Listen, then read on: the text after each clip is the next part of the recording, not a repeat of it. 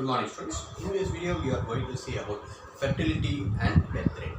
Fertility rate and death rate. What is fertility rate? Fertility rate means birth rate.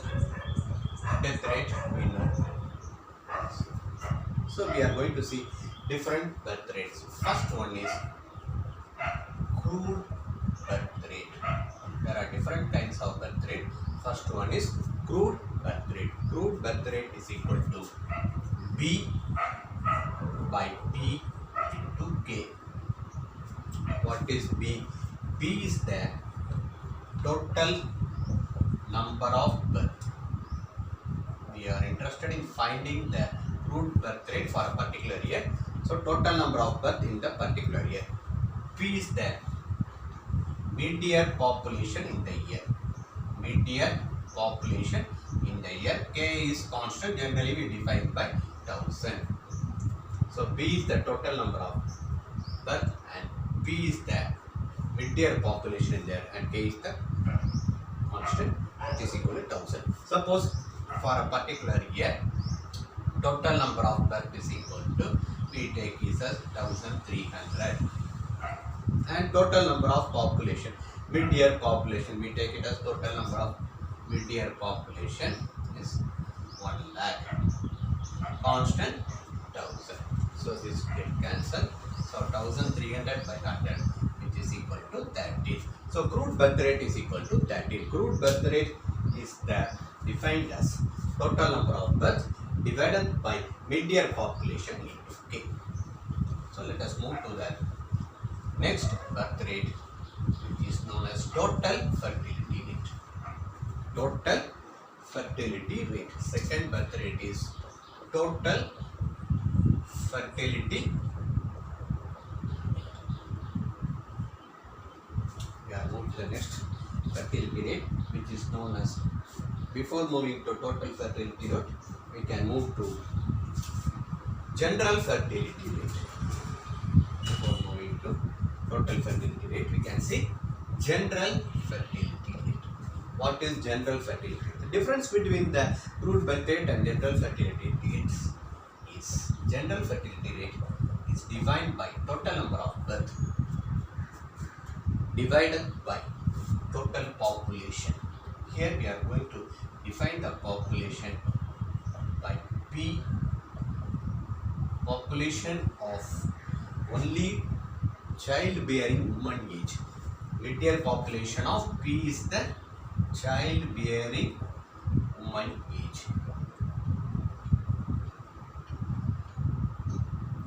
From 15 to 49. What is the total age, total people living, total number of women living in the between 15 to 49, total number of birth. Suppose we take total number of birth in the particular, already I have taken same number, I forgot that number, suppose 1300.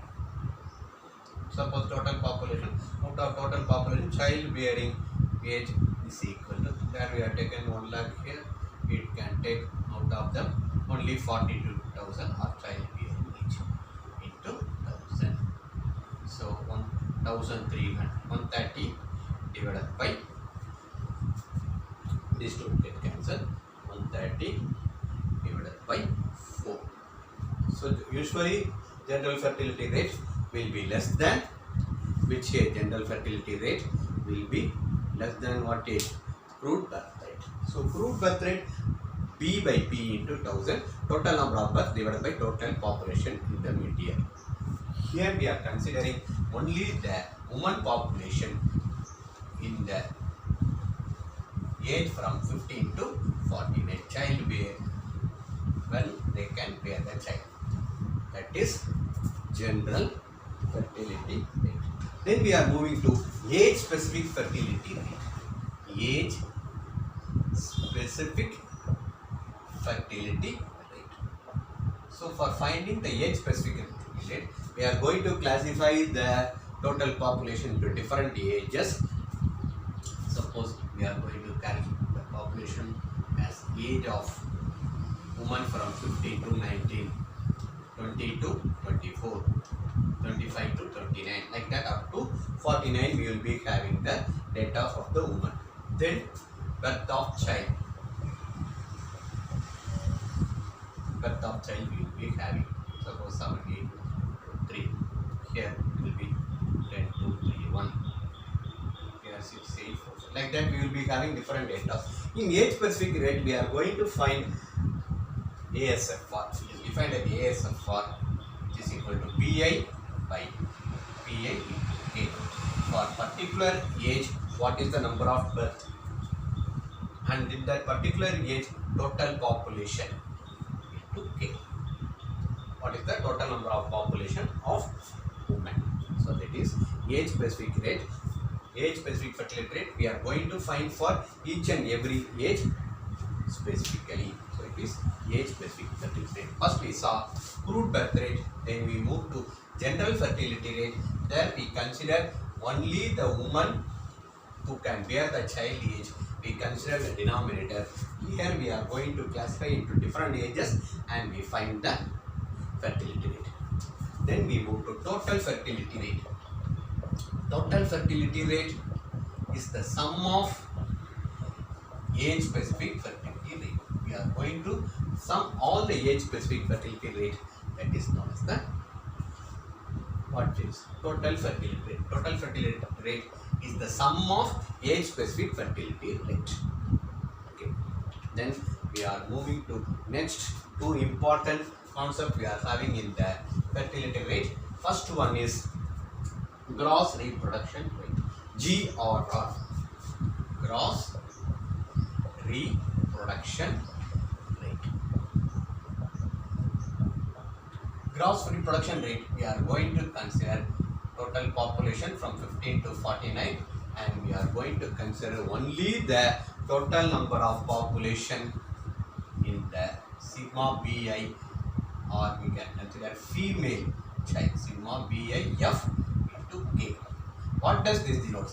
We are going to consider only the total number of children which are babies or woman babies. We are going to consider only the total number of woman babies in the numerator. And this is total number of female population in the childbearing age from 15 to 49. So gross reproduction rate we are going to consider only the child who are woman babies. So it is used for gross reproduction rate. Next, in the fertility rate, last and most important one is net reproduction rate. What is net reproduction rate? It is generally denoted by NRR.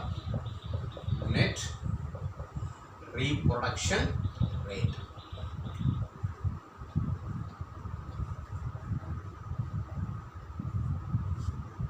Net reproduction rate is the most important concept in the which one?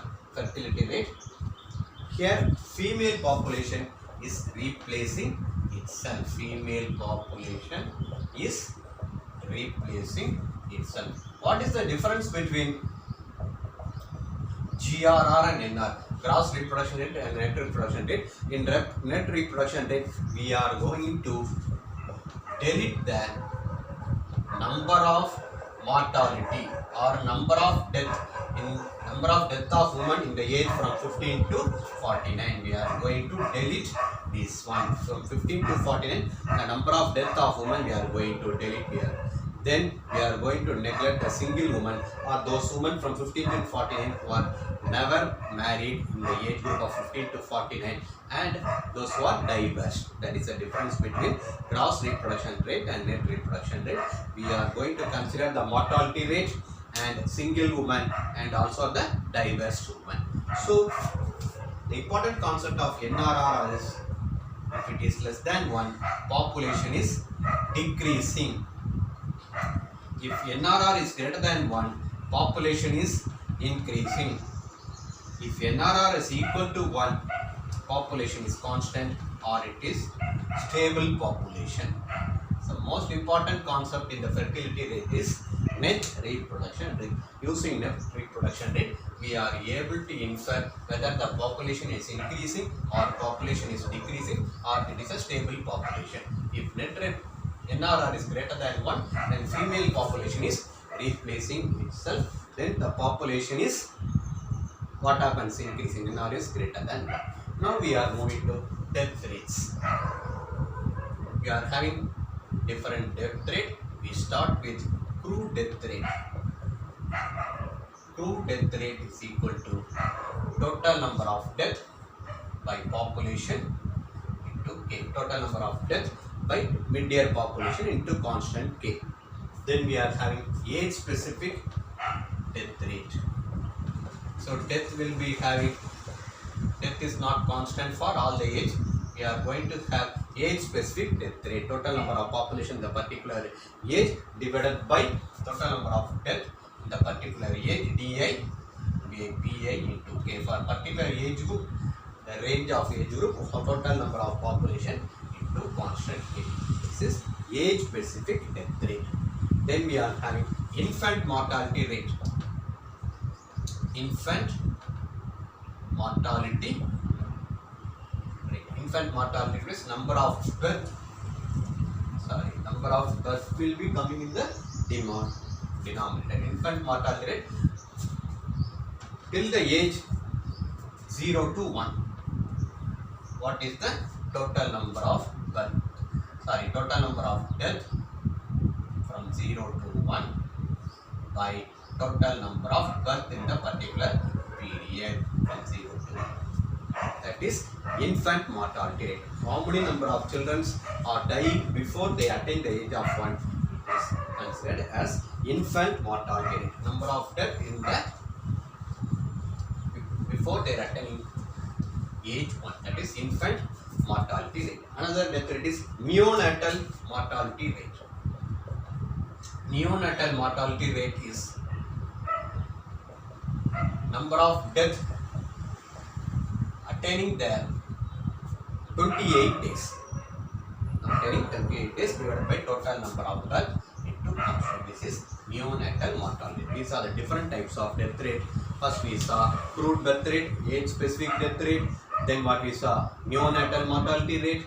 Then infant mortality. These are the different death rates. So before concluding this video, we are moving to the last concept is the vital statistics concept. Last one is life table. Life table is also called as mortality table. Life table is also called as mortality table. There are 8 columns in a life table. There are wide applications of life table. It is used for actual science to calculate the premiums, life insurance policies. There are wide applications. So to calculate death rate, to number of people, but it has wide applications. There are 8 columns in the life table. First column is X. X represents the age. Suppose life table for a particular period, if you are calculating in year, it will be starting from age 0, 1, 2, 3, it goes on. Suppose we are calculating mortality table. Mortality table we will be calculating for different separately for male and female separately. Suppose we are calculating for a particular mortality rate in the year 2001 for male or female. X. Number X denotes the age. Okay. Next column is LX. LX denotes number of people living at the age X. LX denotes number of people living at the age X. Suppose I am starting from 5. At the age 5, suppose there are 3,285 people living. Number of people living at the age X. The second column of life table is LX. And third column is DX. Number of death at the age X before attaining X plus 1. Number of death. Suppose out of 3,085 people living, suppose there are some 20 deaths. Number of death at the age X before attaining the age X plus 1. Before attaining 6, how many people are dying? That is DX. Let's move on. Next one. QX. QX is equal to, what is QX? Probability of dying at the age X and X plus 1. 20 divided by 3285. Approximately I am finding 20 divided by, instead of 3, it can take 3000 into 100. not be having this probability 20 by 3. So I will take approximately, instead of that 3285, we can take 32850. We can take it as 30,000. 2 by 30. Probability of dying 2 by 30. 1 by 15. What is 1 by 15? 0.06. I think it's correct. 0.06. Probability of dying at the age x and x plus 1. And px, probability of surviving, which is equal to 1 minus qx. 1 minus 0.06, 0.94. So totally there are 8 columns. X, age. At the age 5, there are number of people surviving before attaining age 6. dx is equal to number of people dying. Qx, probability of dying. Then px, probability of surviving px. We put suffix x. P, x, probability of surviving. Then we are having lx, number of people surviving at the age x and x plus 1. How many people will survive? Here they are living. Before reaching age x plus 1, how many people will be surviving? Suppose in the age 5, how many people are there? 32,850. How much of them die before the age reaching 6? 20 people die. So we need to subtract. How many people will be there at that particular time? 32,850 minus 20. 32,830. Lx is how many people will be living at this age 5. Okay, this is the Lx is equal to Lx plus Lx plus 1 divided by 2. Lx is equal to Lx plus that is 32,850 plus 32,830 divided by 2, which is equal to 32,840. 32,840. Then we move to next column in the life table, which is known as Tx. Number of people survive above the age x, above the age 5. Each age we are going to add. Suppose I take it as here 32,840. Then for every year we are going to add. Then how many number of people surviving after ages? That is Tx. Number of people survive after, total number of people survive after age x. Suppose I will take it as 3 lakh people is Tx. Last column is Ex. Expectation of life at age x. Expectation of life at age x. Ex is equal to expectation of life at age x is equal to Tx by Lx.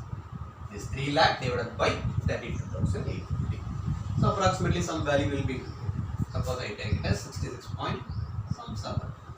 So these are the columns in the life table. Once again I will summarize the life table.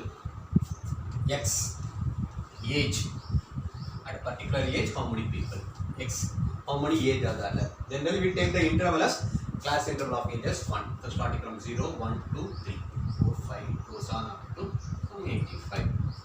Lx, number of people, small lx denotes number of people living in the age x. Then dx, number of death at age between x and x plus 1. Qx, probability of dying. Px, probability of surviving. And capital Lx, number of people living between age x and x plus 1. You should know the difference between Lx and Lx, capital X. Small lx is the number of people living in the age x. Suppose at the age 5 there are 3,000 people living. And capital Lx is the number of people living between age x and x plus 1. Some people will die in this age. Suppose some people will be dying. So average, that will be taken in the capital Lx. So these are the important components of life table. From life table they will be asking some 4 or 5 questions for our examinations. So vital statistics more important. It comes under unit 9. With the index number we are having this vital statistics. We are having birth rate, death rate and life table. So we may be expecting some 20 questions for our examination. Okay. So life table is also known as mortality table. Totally there are 8 columns in a life table. So with this we can conclude our video. If you like this video, share it with your friends and subscribe my channel. Thank you, students.